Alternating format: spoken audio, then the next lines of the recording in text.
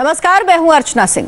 BSP supremo Mayawati इस वक्त एक प्रेस कॉन्फ्रेंस कर रही हैं। मायावती ने कहा कि यूपी में मैं जहां से चाहूं चुनाव लड़ सकती हूं। अगर चुनाव बाद मौका आएगा, लेकिन वर्तमान हालात को देखकर इस समय चल रहे हैं और गठबंधन की अच्छी स्थिति है, बाकी राज्यों में भी बीएसपी की अच्छी स्थिति है, उत्तर प्रदेश के साथ साथ। लेकिन वर्तमान हालात को देखकर अगर चुनाव बाद मौका आएगा तो मैं जिस सीट से चाहूँगी तो उस सीट को खाली कराकर लोकसभा की सांसद बन सकती हूँ। मुझे कोई दिक्कत नहीं जाएगी। इसलिए देश के वर्तमान हालात व ज़रूरत को देखते हुए तथा अपनी पार्टी की मूवमेंट के व्यापक हित के साथ साथ जनहित व देश हित का भी यही तकाजा है कि मैं लोकसभा का चुनाव अभी नहीं लड़ूं। और यही कारण है कि मैंने फिलहाल लोकसभा का आम चुनाव नहीं लड़ने का फैसला लिया है। मुझे उम्मीद ही नहीं बल्कि पूरा भरोसा भी है कि हमारी पार्टी के लोग मेरे लिए गए इस मिशनरी फैसले को ज़रूर समझेंगे और मेरे इस फैसले का स्वागत करके ये लोग पूरे जी जान व तन मन धन के साथ अपने बसपा, सपा व आरएलडी गठबंधन की एक सीट को जरूर जिताने में लग जाएंगे और साथ ही अपनी बहन जी की दूरदर्शिता व कुर्बानी का सम्मान पहले की तरह ही ज़रूर करेंगे। इसका मुझे अपनी पार्टी के लोगों पर ये पूरा भरोसा भी है। धन्यवाद। तो मायावती ने कहा मैं लोकसभा चुनाव नहीं लड़ूंगी इस वक्त, यानी अभी जो लोकसभा चुनाव होंगे मैं वो नहीं लड़ूंगी, उसमें मैं प्रत्याशी नहीं हूं और मैं पार्टी के काम को करने के लिए अभी चुनाव नहीं लड़ रही हूं। लेकिन बाद में अगर जरूरत पड़ी तो मैं कहीं से भी चुनाव लड़ सकती हूं और मैं जीतूंगी भी। उन्होंने इस बात का भरोसा जताया कि लोकसभा चुनाव के बाद अगर जरूरत पड़ी तो मैं किसी भी सीट से चुनाव लड़ सकती हूं। ये मेरे लिए कोई मुश्किल बात नहीं होगी। लेकिन फिलहाल मायावती लोकसभा चुनाव नहीं लड़ेंगी। उनका कहना है कि उनकी पार्टी के कार्यकर्ता इस बात को समझेंगे कि वो एक मिशन के तहत चुनाव नहीं लड़ रही हैं, लेकिन अगर जरूरत पड़ी तो वो लोकसभा चुनाव लड़कर जीत भी जाएंगी।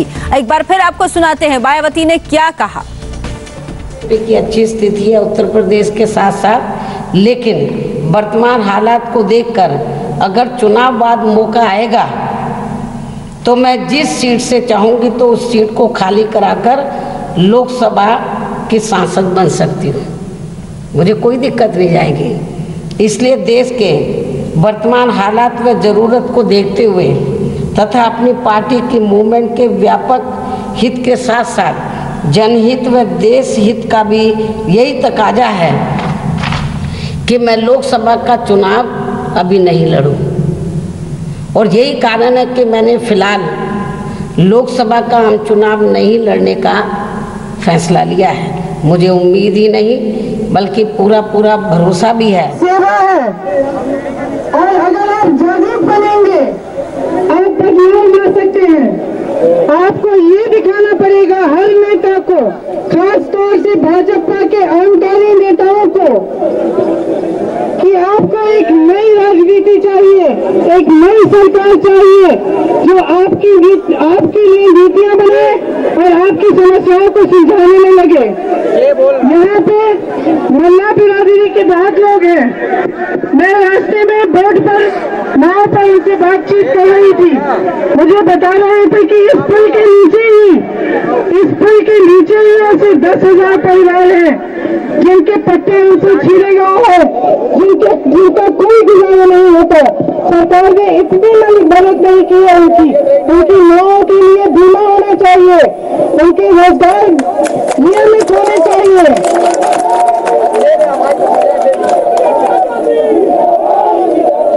आपको एक ऐसी सरकार चाहिए जो आपकी जरूरतों को समझे। राहुल जी ने घोषणा की है कि केंद्र में सरकार आने पर मछुआरों की समस्याओं को सुलझाने के लिए एक खास मंत्रालय बनाया जाएगा। किसान इस देश में किसान त्रस्त है।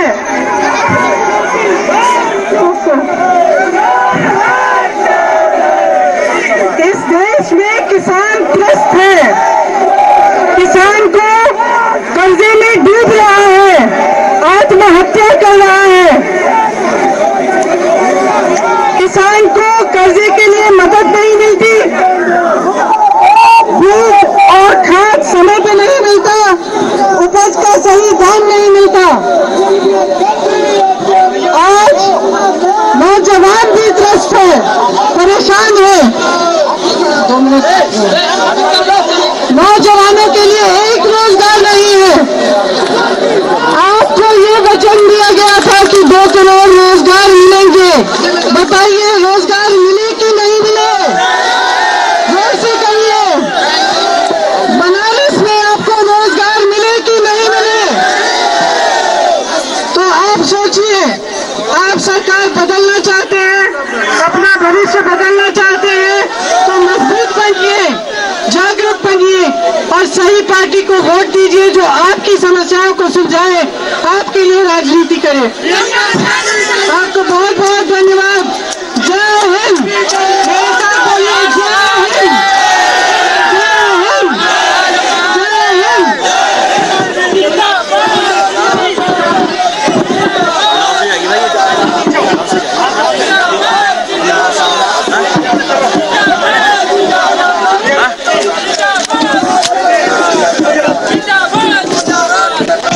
तो प्रियंका गांधी वाड्रा इस वक्त वाराणसी के 80 घाट पर मौजूद हैं। वहां उन्होंने कहा कि देश को एक नई तरह की राजनीति की जरूरत है और इस राजनीति के लिए जरूरी है कि कांग्रेस पार्टी वापस सत्ता में आए। उन्होंने कहा कि जन विरोधी सरकार नहीं चाहिए, महिला विरोधी सरकार नहीं चाहिए।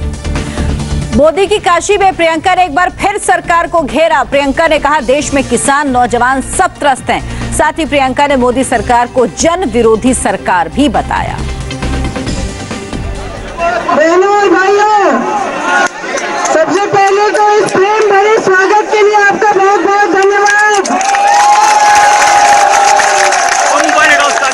भैया बनारस की जनता ने मुझे बहुत प्यार से मेरा स्वागत किया है और सुबह से मैं आपके क्षेत्र में घूम रही हूँ। हर जगह मुझे बहुत प्यार, बहुत प्रेम मिला है। इसके लिए मैं आपकी बहुत बहुत आभारी हूँ।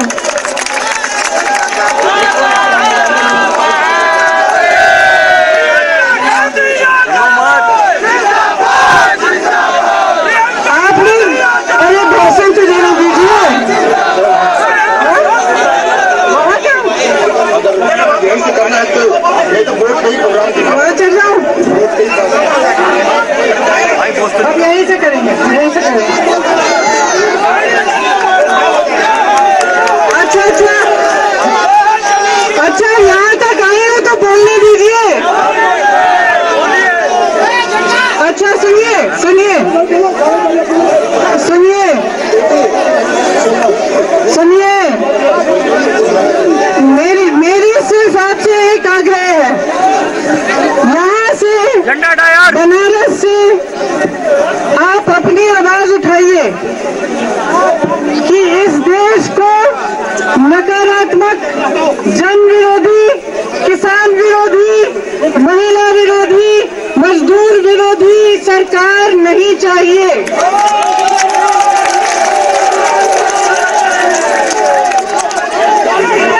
आपने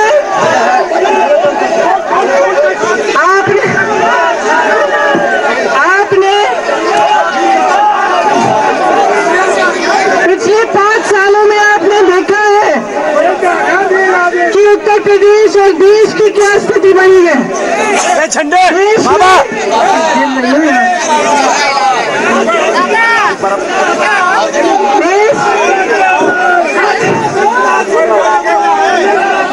देश में अरे युवक कांग्रेस 2 मिनट चुप हो जाओ भाई।